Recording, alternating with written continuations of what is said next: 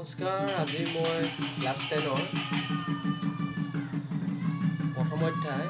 বাস্তৱ সংখ্যাটো আলোচনা কৰিম বুলি ভাবিছোঁ।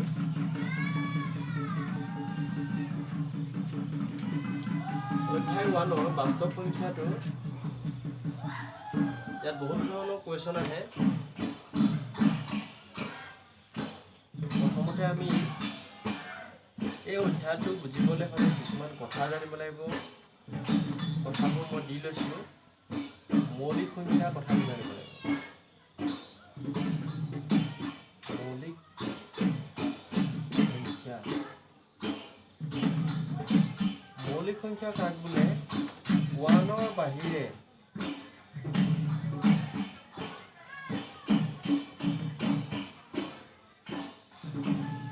যিবোৰ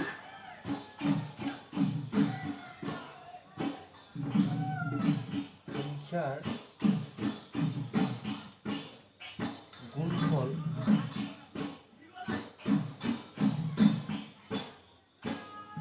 1 আৰু সংখ্যাটো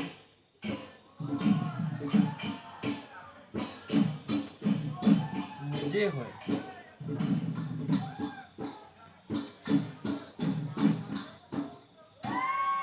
যেনেবোৰ সংখ্যাৰ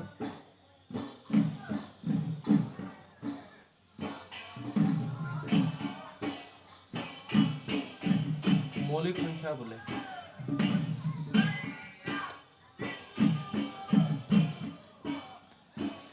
মৌলিক সংখ্যা বোলে।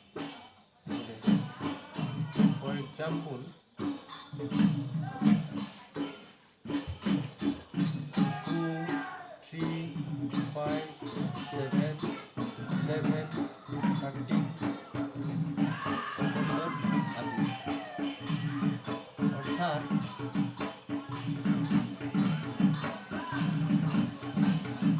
2 equal 1 into 2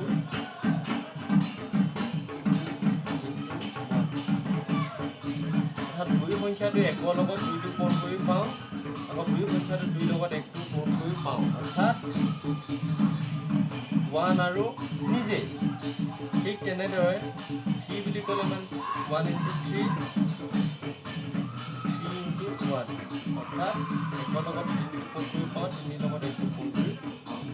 এইকাৰণে এই সংখ্যাবিলাকক আমি মৌলিক সংখ্যা বুলি কওঁ। তাৰপিছতে আৰু কিছুমান কথা জানিব লাগিব। যদিহে এইবিলাক মৌলিক সংখ্যা হয়, তেতিয়া মৌলিক উৎপাদীকৰণ পদ্ধতিয়ে কিছুমান সংখ্যাৰ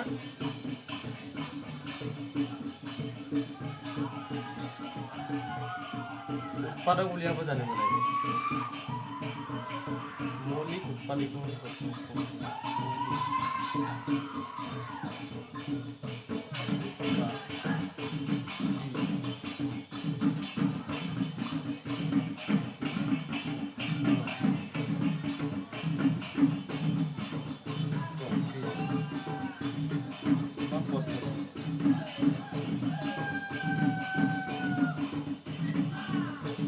ধৰি লোৱা 10 যদি ইয়াক চাওঁ, মৌলিক উৎপাদীকৰণ প্ৰক্ৰিয়া যদি এই 10টোৰ উৎপাদকবিলাক উলিয়াবলৈ বিচাৰোঁ, মৌলিক উৎপাদকবিলাক যদি উলিয়াবলৈ বিচাৰোঁ, তেতিয়াহ'লে কি হ'ব? 10টো যদি চাওঁ, যদিহে সংখ্যাটোৰ শেষত 0, 2, 4, 6, 8 এই সংখ্যাকেইটা থাকে, তেন্তে 2ৰে হৰণ যাবই। এতিয়া 2 5 গুণ 10 অৰ্থাৎ 10টোৰ মৌলিক উৎপাদকবোৰ হ'ল 5। ঠিক তেনেদৰে 15ৰ মৌলিক উৎপাদক এইটো যদি চাওঁ আমি, এইটো যিহেতু শেষত 0, 2, 4, 6, 8 নাই, কাৰণে এইটো 2ৰে নাযায়। নেক্সট কি হৈ যাব? 3 5 গুণ 15। গতিকে 15ৰ মৌলিক উৎপাদকবোৰ হ'ল 3 into 5।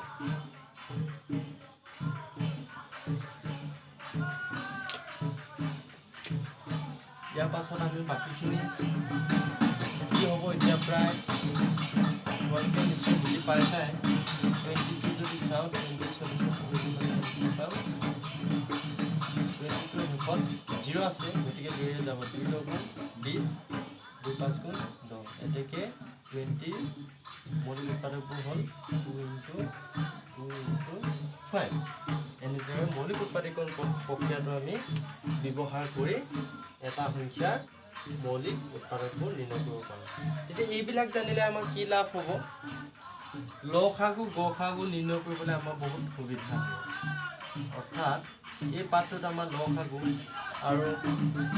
ইউক্লিডৰ কলন বিধি প্ৰয়োগ কৰি বা বিভাজন বিধি প্ৰয়োগ কৰি আমাক গসাগু উলিয়াবলৈ কৈছে এতিয়া গসাগু আৰু লসাগু এইবিলাক কেনেকৈ নিৰ্ণয় কৰে সেইটো এতিয়া আমি জানিবলৈ সহজ গসাগু আৰু লসাগু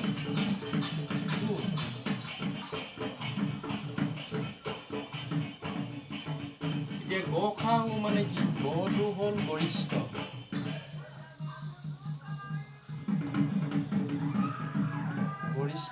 সাধাৰণ হাটো হ'ল সাধাৰণ উটো হ'ল উৎপাদক অৰ্থাৎ গসাগু মানে হৈছে গৰিষ্ঠ সাধাৰণ উৎপাদক আৰু লসাগু মানে কি সম্পূৰ্ণ অৰ্থটো হ'ল লঘিষ্ঠ সাধাৰণ গুণিতক সেইটো আমি সকলোৱে জানো যে গসাগু মানে গৰিষ্ঠ সাধাৰণ উৎপাদক আৰু লসাগু মানে হৈছে লঘিষ্ঠ সাধাৰণ গুণিতক এতিয়া গসাগু আৰু লসাগু ইয়াৰ সম্পূৰ্ণ অৰ্থকেইটা জানিলে আমি গসাগু বা লসাগু নিৰ্ণয় কৰিব নোৱাৰোঁ সেইটো তোমালোকে জানে যে আমি যদি ফৰ এক্সাম্পল এটা লৈ লওঁ ধৰি লোৱা 10 আৰু 15ৰ লসাগু আৰু গসাগু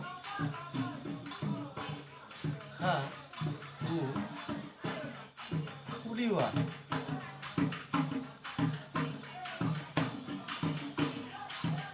এনেদৰে এটা কুৱেশ্যন আমি পালোঁ এতিয়া এই কুৱেশ্যনটোৰ সলিউশ্যন আমি কেনেদৰে কৰিম 10টো যদি চাওঁ 10টোৰ মৌলিক উৎপাদকবোৰ কি 2 × 5 আমি আগতে পাই থৈছোঁ যে 10ৰ মৌলিক উৎপাদক কি 2 × 5 15ৰ মৌলিক উৎপাদক দুটা হ'ল 3 × 5 এতিয়া ইয়াত কি মিলি আছে 5টো মিলি আছে অৰ্থাৎ এতেকে 10 আৰু 15ৰ লসাগু ইকুৱেল কিমান হ'ব নিমিলা 2 এটা আছে নিমিলা 3 এটা আছে আৰু মিলা যোগ কৰা মাত্ৰ এটাহে এই গোটেইকেইটা পূৰণ কৰি দিলে মানে যিটো পাম সেইটোৱে আমাৰ লসাগু অৰ্থাৎ 2 × 3 2 3 জাৰ ইকুৱেল 6 6 5 জাৰ ইকুৱেল 30 অৰ্থাৎ লসাগু কিমান হ'ব 30 আৰু বাকী কি থাকিলে গসাগু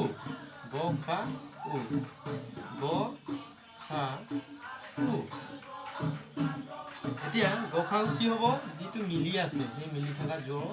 মাত্ৰ এটা অৰ্থাৎ 10 আৰু 15ৰ লসাগু হ'ল 30 আৰু গসাগু হ'ল 5 এতিয়া গসাগু আৰু লসাগু এই কুৱেশ্যনটোৰ এনচাৰকেইটা কি হ'ল যে 30 আৰু 5 এইটো মই জাষ্ট এক্সাম্পল এটাহে দিলোঁ তাৰপিছতে এতিয়া যিটো পৰীক্ষা লৈছিলে প্ৰায় এই কুৱেশ্যন পেপাৰখন দেখিছে চাগে pre board examination 2022 subject general mathematics class 10 ইয়াত বাকীকেইটা বা এইটো R1 R2 এইবিলাকৰ পৰা আহিছে এতিয়া বাকী অলপ কোনটো পৰিমেয় সংখ্যা এইটো আছে মই এইটো দেখাম বাৰু কিন্তু প্ৰথম যিখিনি কথা মই শিকাইছোঁ ইয়াত যিখিনি কথা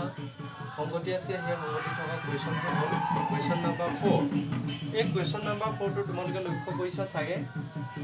যিসকল ছাত্ৰ ছাত্ৰীয়ে অৰ্থাৎ ক্লাছ 10ৰ ছাত্ৰ ছাত্ৰী এই পেপাৰখন অৱগত সেইসকল ছাত্ৰ ছাত্ৰীয়ে নিশ্চয় কুৱেশ্যন নম্বৰ 4টো কথাটো জানে যে 14, 28 আৰু 36ৰ গ খা উ হ'ব option A 2 option B 4 option C 6 আৰু অপশ্যন ডি 14 এতিয়া এই কুৱেশ্যনটোৰ সলিউশ্যন কেনেদৰে কৰা হয় অৰ্থাৎ কুৱেশ্যনটো আছে যে কুৱেশ্যন নম্বৰ 4 কুৱেশ্যনটো আছিলে যে 14,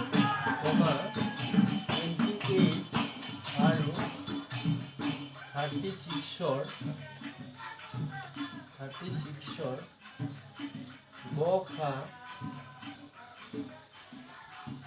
উ হ'ব অপশ্যন এত আছিলে 2 অপশ্যন বিত আছিলে 4 অপশ্যন চিত আছিলে 6 অপশ্যন ডিত আছিলে এইটো সেম এইদৰে কুৱেশ্যনটো সলিউশ্যন কৰিলে হৈ গ'ল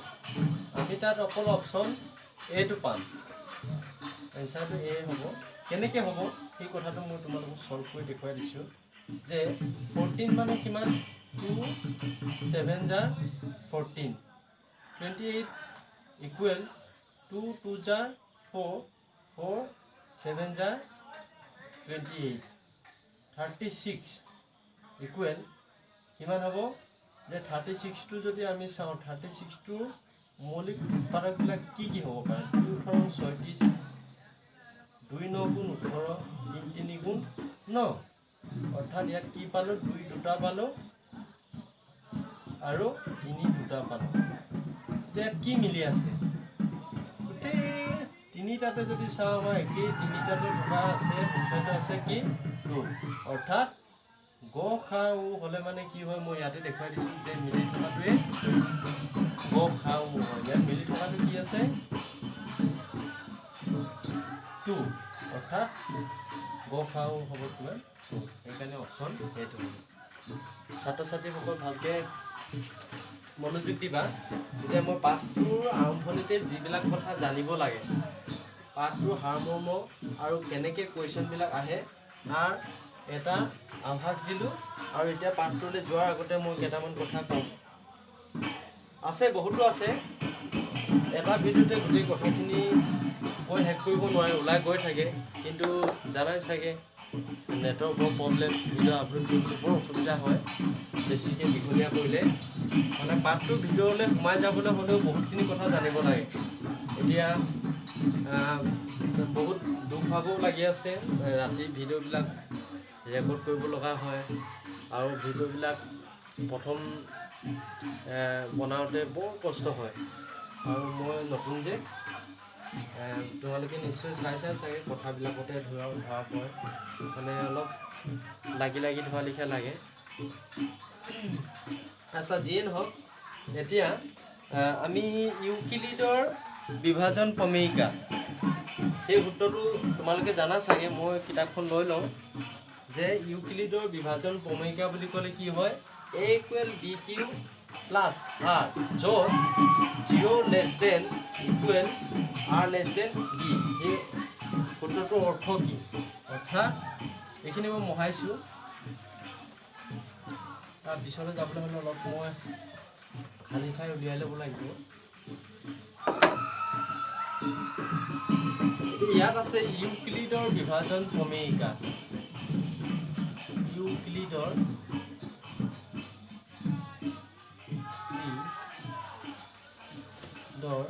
বিভাজন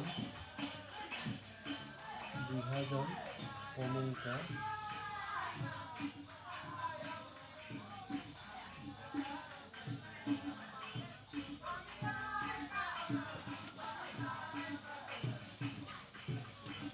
ইউক্লিডৰ বিভাজন প্ৰমেয়িকাটো কি হয় যে a equal bq plus r হয় য'ত 0 less than equal r less than b অৰ্থাৎ ইউক্লিডৰ বিভাজন প্ৰমেয়িকাটো হ'ল এইটো এতিয়া ইয়াত যদি চাওঁ আমি 0 less than equal r less than b ইয়াৰ অৰ্থ কি অৰ্থাৎ a equal bq plus r য'ত 0 less than equal r less than b ইয়াৰ অৰ্থ কি ইয়াৰ অৰ্থ হ'ল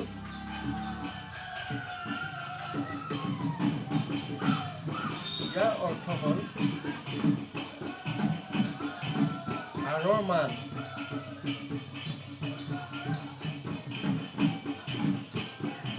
শূন্যৰ সমান বা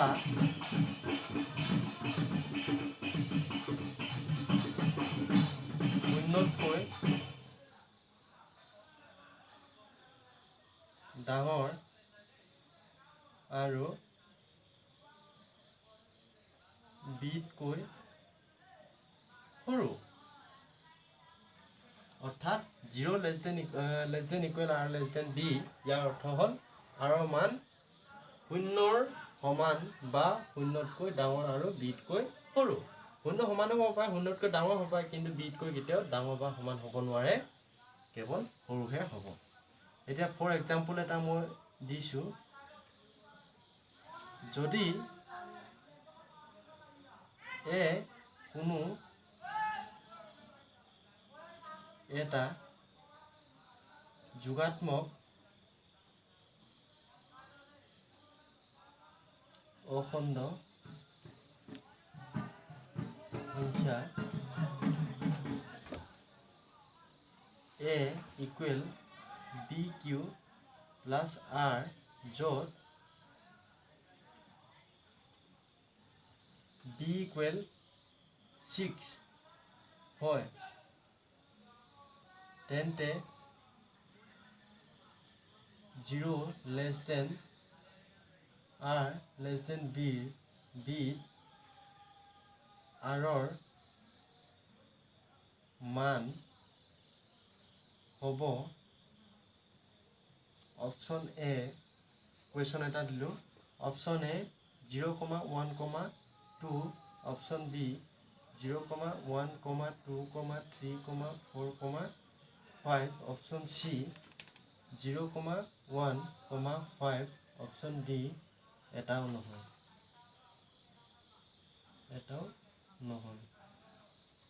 ইয়াত অপশ্যন চাৰিটাৰ এটাহে শুদ্ধ উত্তৰ হয় এতিয়া কোনটো হ'ব আমি কেনেকৈ গম পাম ইয়াত আমি কেনেকৈ গম পাম এইটো ইউক্লিডৰ বিভাজন প্ৰমেয়িকা সূত্ৰটো অৰ্থাৎ একৰ্ডিং টু ইউক্লিড ল 0 less than equal r less than b অৰ্থাৎ শূন্যৰ সমান বা শূন্যতকৈ ডাঙৰ আৰু বিতকৈ সৰু ইয়াত যদি চাওঁ বিৰ মানটো যদি চাওঁ অৰ্থাৎ b ইকুৱেল কিমান আছে 6 আকৌ ইয়াত আমাক কৈছে 0 less than equal r less than b অৰ্থাৎ 0 less than equal r less than b মানটো যদি আমাৰ 6 হয় ইয়াত যদি 6 টো দিওঁ তেতিয়াহ'লে ইয়াৰ অৰ্থটো কি হ'ব যে শূন্যৰ সমান শূন্যতকৈ ডাঙৰ আৰু 6তকৈ সৰু তেতিয়া কি হ'ব শূন্যৰ সমান শূন্যতকৈ ডাঙৰ 4 5 অৰ্থাৎ 6তকৈ সৰু তেতিয়াহ'লে কি হ'ব যে 0 1 2 3 4 5 অৰ্থাৎ কোনটো হ'ব option B is the right answer 0, 1, 2, 3, 4 আৰু 5 নিশ্চয় বুজি পালা চাগে কথাটো ইউক্লিডৰ বিভাজন প্ৰমেয়িকা সূত্ৰটোৰ পৰা কেনেধৰণে কুৱেশ্যন আহে কুৱেশ্যনটো অলপ প্ৰায় মই তেনেকৈ ভাবি লৈছোঁ প্ৰায় তেনেকৈ আহে কিন্তু অকণমান ইফাল সিফাল হ'ব পাৰে তোমালোকে চাই ল'বা আৰু কেতিয়াবা দিয়ে যে ইউক্লিডৰ বিভাজন প্ৰমেয়িকাটো হ'ল পুলিটি এইবোৰ উল্টা পুল্টাকৈ দি দিব পাৰে যে 0 less than equal r less than equal এনেকৈ দি দিব অৰ্থাৎ ইউক্লিডৰ বিভাজন প্ৰমেয়িকা সূত্ৰটো যদি তোমালোকে জানাই তেতিয়াহ'লে প্ৰব্লেম নাহে যে 0 less than equal r less than b হে হয় ইয়াত কেতিয়াও লেছ দেন ইকুৱেল b নহয় সেইটো জানা এতিয়া এই কুৱেশ্যনটো জনাৰ পিছত আমি ইউক্লিডৰ বিভাজন প্ৰমেয়িকা নে কলন বিধি প্ৰয়োগ কৰি কেনেকৈ গ সা উ নিৰ্ণয় কৰে আমি হেতুলে যাম এটো দেখিছা থাকে 11 কি অনুশীলনী 1.1 হয় number 1 to question number 1 to ইউক্লিডৰ কলন বিধি ব্যৱহাৰ কৰি গ সা উ উলিওৱা এটো কুৱেশ্যন নাম্বাৰ 1 ত আছে 135 আৰু 225 এই কুৱেশ্যনটো যোৱাৰ আগতে মই কেইটামান কুৱেশ্যন আৰু দুটা দিওঁ যে মাল্টি চইচ কুৱেশ্যন আৰু দুটা আহি থাকে মানে মোৰ মনত পৰিছে এতিয়া কথাটো গ সা উ নিৰ্ণয় কৰিবলৈ দিয়ে কেনেকৈ দিয়ে অলপ মন দিয়া যে পি আৰু কিউৰ গ সা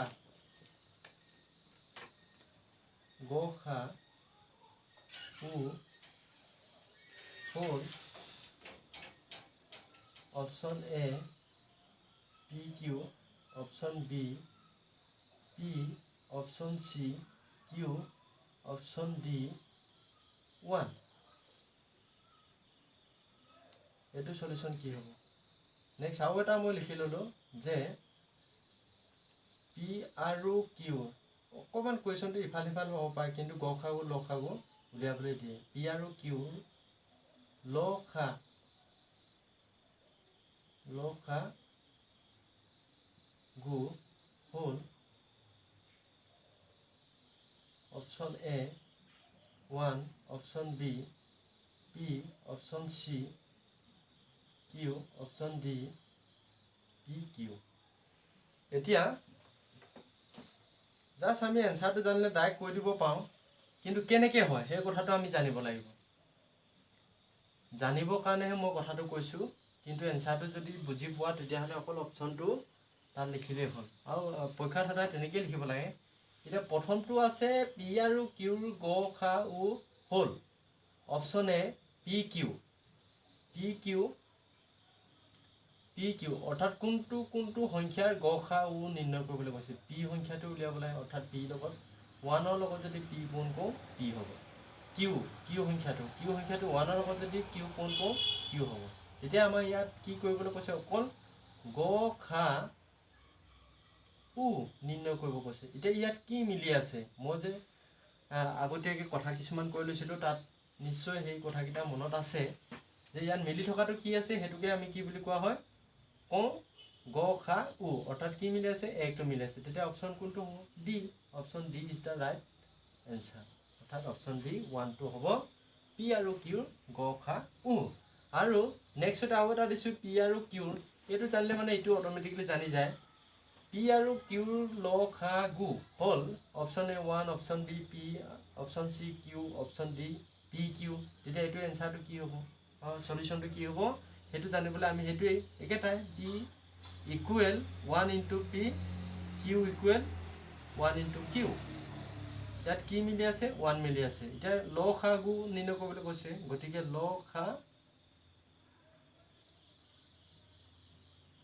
সা গু কি হ'ব যে মিলা এটাৰ পৰা ল'লোঁ তাৰপৰা নিমিলা কি আছে পি আৰু কিউ গোটেইকেইটা পূৰণ কৰিলে কি হ'ব 1ৰ লগত পি পূৰণ কৰিলে পিয়ে হ'ল পি লগত কিউ পূৰণ কৰিলে পি কিউ হ'ল তেতিয়াহ'লে কোনটো হ'ব ল সা গুটো হ'ব কোনটো D option D is the correct answer P Q ছাত্ৰ ছাত্ৰীসকল আৰু বন্ধু বান্ধৱীসকল নিশ্চয় বুজি পাইছে চাগে কুৱেশ্যনটো কেনেধৰণে আহিলে কেনেকৈ সলিউশ্যন কৰিব লাগে তেতিয়া এলফাবেটিকেলি কৰিলেও বা এলফাবেটিকেলি নহ'লে নাম্বাৰিকেল কৰিলে মানেও কুৱেশ্যনবিলাক কেনেকৈ সোধে সেই এনচাৰটো পাৰিবা বুলি বা বুজি পাইছা বুলি মই আশা ৰাখিলোঁ ইয়াৰ পাছতে আমি এতিয়া 1.1 কুৱেশ্যন নাম্বাৰ 1টো সলিউশ্যন কৰিবলৈ চেষ্টা কৰিম 1.1 কুৱেশ্যন নাম্বাৰ 1টো আছে 135 আৰু 225 এইটো আছে নিশ্চয় 135 আৰু 225 এতিয়া এই কুৱেশ্যনটো সলিউশ্যন আমি কেনেকৈ কৰিম মানে সলিউশ্যন কৰা নিয়ম বহুতো আছে তোমালোকে জানা চাগে নিশ্চয় যে প্ৰক্ৰিয়া কোনটো প্ৰক্ৰিয়াত সহজে আমি সলিউশ্যনটো কৰিব পাৰোঁ আৰু কেনেকৈ কৰিলে কেনেকৈ বুজি পাবা সহজে সমাধান কৰিব পাৰিবা সেইটোৱে বেষ্ট যোনে যি নকওক লাগে তুমি যিটো সুবিধা বুলি ভাবা আৰু তোমাৰ কাৰণে যিটো সহজ বুলি ভাবা সেইটোৱে বেষ্ট আমাৰ গুড হ'লে নহ'ব বেটাৰ হ'লে নহ'ব বেষ্ট হ'ব লাগিব নিজৰ বাবে এতিয়া ইয়াত 135 আৰু 225ক আমি ইউক্লিডৰ কলন বিধি ব্যৱহাৰ কৰি গ সা উ উলিয়াব লাগে তেতিয়া আমি ইয়াত জানো যে যিহেতু ইয়াত 135তকৈ 225টো ডাঙৰ সেইকাৰণে কি লিখিব পাৰোঁ 225 গ্ৰেটাৰ দেন 135 এতেকে 225 ইকুৱেল 135 ইনটু এতিয়া কিমান হ'ব মানে ইয়াত আমি কি দিব পাৰিম তোমালোকে জানাই চাগে যে হৰণৰ এটা সূত্ৰ আছে যদি আমি চাওঁ শব্দ ব্যৱহাৰ কৰি তেতিয়াহ'লে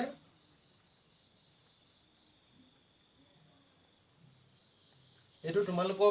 পৃষ্ঠাটো মই দেখুৱাই দিছোঁ তোমালোকে এইটো দেখিছানে নাই মই নাজানো বাৰু কিছুমান ল'ৰা আকৌ কি কিতাপখন ভালকৈ মেলি নাচায় নহয় দেখুৱাই দিব লাগিব মাষ্টৰে তেতিয়াহে দেখুৱাই দিলেহে তাৰমানে এইটোতে যে আছে কথাটো এইটো কথা বুলি তেতিয়া লক্ষ্য কৰে নহ'লে ল'ৰা ছোৱালী লক্ষ্যই নকৰে এনেই গোটেই পাঠটো আভাসটো ক'ত থাকে জানাই চাগে পাঠটোৰ শেষত থাকে আৰু পাঠটোৰ শেষত থকা কথাখিনি সজাই পঢ়াৰ পিছত অকণমান হ'লে লক্ষ্য কৰিব লাগে মানে ইয়াৰ পৰা কুৱেশ্যন বহুতো সুধি দিয়ে মই এইটো দেখুৱাবলৈ বিচাৰিছোঁ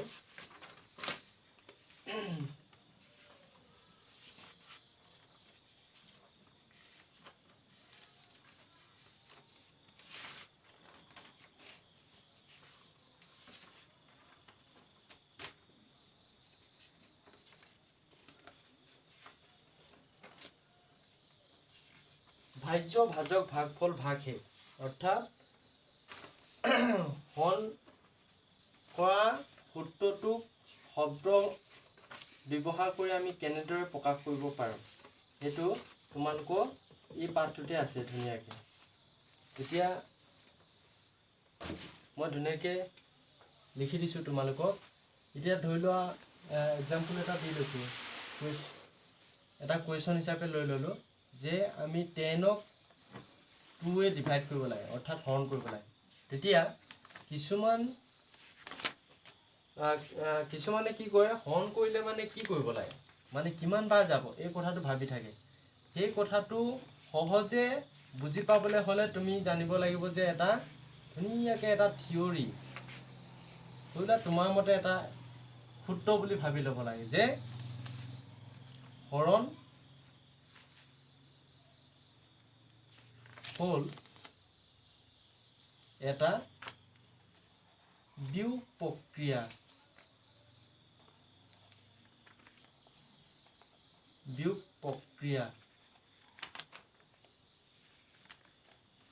হৰণ হ'ল এটা বিয়োগ প্ৰক্ৰিয়া এতিয়া এইটো কেনেকৈ প্ৰমাণ কৰিম আমি হৰণ যে এটা বিয়োগ প্ৰক্ৰিয়া বুলি হৰণ এটা বিয়োগ প্ৰক্ৰিয়া বুলি আমি কেনেকৈ গম পাম যে এতিয়া আমি 2য়ে 10ক হৰণ কৰিব লাগে অৰ্থাৎ 2য়ে যদি আমি 10ক হৰণ কৰিব লাগে 10/2 হৈ আছে মানে চবৰ কাৰণে নহয় কথাখিনি যাৰ কাৰণে অকণমান কষ্ট যেন লাগে এতিয়া 10/2 বুলি কোৱাৰ কাৰণে অলপ সহজ লিখা লাগিছে কিছুমানটো আছে বহুত টান ধৰণৰ এতিয়া এইটো কথা জানিবলৈ কাৰণে সেইকাৰণে মই সেই টান কথাবিলাক জানিবৰ কাৰণে হৰণ হ'ল এটা বিয়োগ প্ৰক্ৰিয়া বুলি আমি জানি ল'ব পাৰোঁ অৰ্থাৎ 10/2 সেইটোকে আমি বেলেগ ধৰণে প্ৰকাশ কৰিব পাৰোঁ এনেকৈ 10/2 এনেকৈও ব্যৱহাৰ কৰিব পাৰোঁ আৰু 10/2 কি 10 / 2 এনেকৈ কৰিব পাৰোঁ। অৰ্থাৎ এইটো হ'ল এটা বিয়োগ প্ৰক্ৰিয়া। কেনেকৈ প্ৰকাশ কৰিম? 10ক 2য়ে হৰণ কৰিব লাগে, গতিকে 10 - 2 ষ্টেপ 1 10 - 2 অনলি কিমান থাকিলে 8 থাকিলে। নেক্সট ষ্টেপ 8 - 2 কিমান থাকিলে 6 থাকিলে। নেক্সট ষ্টেপ 6 - 2 কি থাকিলে 4 থাকিলে। Next step 4 - 2 equal 2। Next step 2 - 2 কিমান থাকিলে 0। অৰ্থাৎ আমি যদি বিয়োগ কৰি গৈ থাকোঁ তেনেকৈ যিটো সংখ্যাৰে হৰণ কৰিব লাগে, হৰণ কৰিবলগীয়া সংখ্যাটোক যিটোৱে হৰণ কৰিবা সেইটো বিয়োগ কৰি গৈ থাকিলে যোনটো নম্বৰত সংখ্যাটো 0 ওলাব সেইটোৱে হ'ল সেই ষ্টেপৰ সংখ্যাটোৱে হ'ল সেই সংখ্যাটোৰ ভাগফল। অৰ্থাৎ 2 × 5 × কিমান হ'ব 10 হ'ব। ঠিক তেনেদৰে 2 × 5 × 8 কিমান হ'ব 10। সেইকাৰণে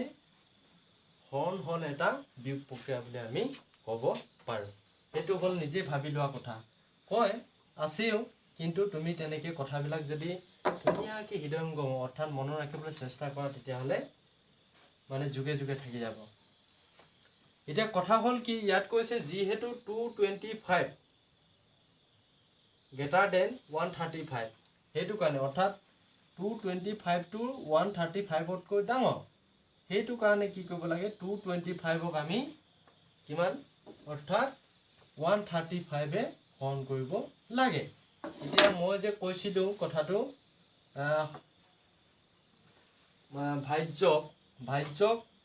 ভাজকে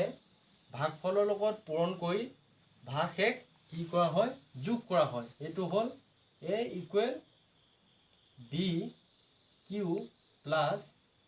R। অৰ্থাৎ এইটো হ'ল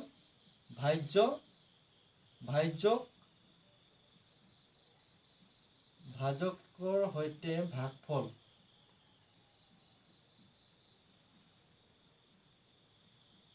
পূৰণ কৰি ভাগশেষটো পোৱা যায়। অৰ্থাৎ ইয়াৰ অৰ্থটো কি, ইউক্লিডৰ বিভাজন প্ৰমেয়িকাত কি হয় ভাজকৰ সৈতে ভাগফল পূৰণ কৰি যিটো বাকী ৰখে সেইটোক R অৰ্থাৎ ভাগশেষ বুলি কোৱা হয়। এতিয়া এইটো যদি আমি ব্যৱহাৰ কৰোঁ তেতিয়াহ'লে ইয়াত ভাজ্যটো কি আছে 225ক আমি প্ৰথমে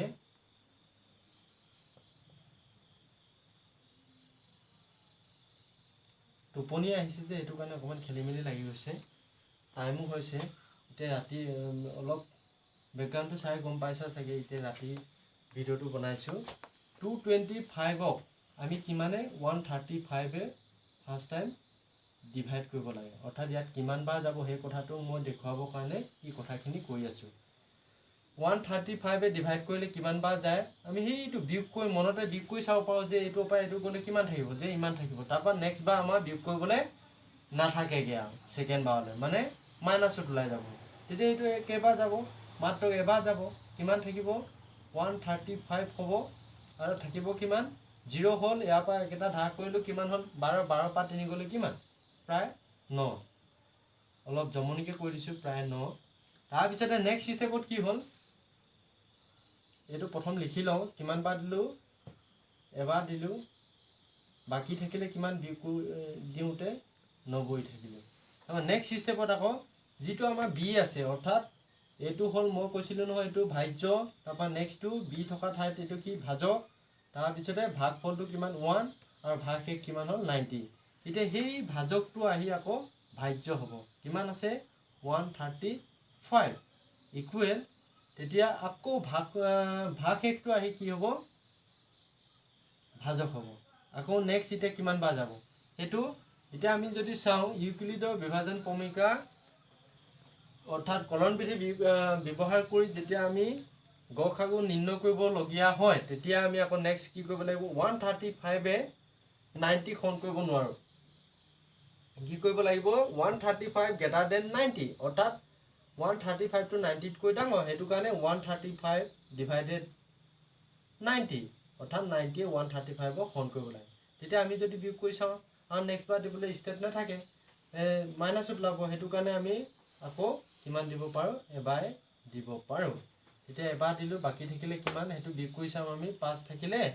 13 পা 9 গলে কিমান 4 তেতিয়া নেক্সট কিমান বাকি থাকিলে 45 আকৌ এটো ভাজকটো এটা কি হ'ব ভাজ্য হ'ব 90 ইকুৱেল আকৌ ভাগশেষটো আমাৰ ভাজক হ'ব এটা কেবা যাব যে আকৌ 90 greater than 45 অৰ্থাৎ 90 টো 45 তকৈ ডাঙৰ এখানে 45 আকৌ 90 হৰণ কৰিব লাগিব 90 এতিয়া 90 কেবা যাব 45 দুবাৰ অৰ্থাৎ যদিহে আমি 90 পা 45 বিয়োগ কৰি দিও তেতিয়া কিমান থাকিব 45 আৰু এবাৰ যদি আমি 45 বিয়োগ কৰি 0 হ'ব অৰ্থাৎ 2 নম্বৰ ষ্টেপটোত আমাৰ 0 হৈ যাব হে হৰণ এটা বিয়োগ প্ৰক্ৰিয়া বুলি আমি আগতে মই ইয়াত লিখি দিছিলো দেখিছা চাগে এই তেতিয়া আমি গম পাম যে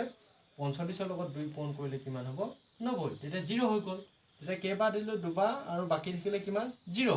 অৰ্থাৎ গতিকে বুলি আমি এতিয়া লিখিব পাৰো এনসাৰটো কি হ'ব আমি কোনটো সংখ্যাৰে হৰণ কৰোতে 0 হৈছিলে এই কথাটো মনত ৰাখিব লাগে হেতুৱে হ'ল ইউক্লিডৰ কলন বিধি মতে গসা উ ইকুৱেল 45 হেতুৱে 135 আৰু 225 ৰ গসা উ 45 আজিলে ইমানে মই ভিডিওটো মানে বৰ কথা কিছুমান উলাই গ'ল মই তাৰ বাবে তোমালোকক আৰু মোৰ বন্ধু বান্ধৱী সকলকো ক্ষমা মাগিছো আজিলে ভিডিওটো ইমানেই ধন্যবাদ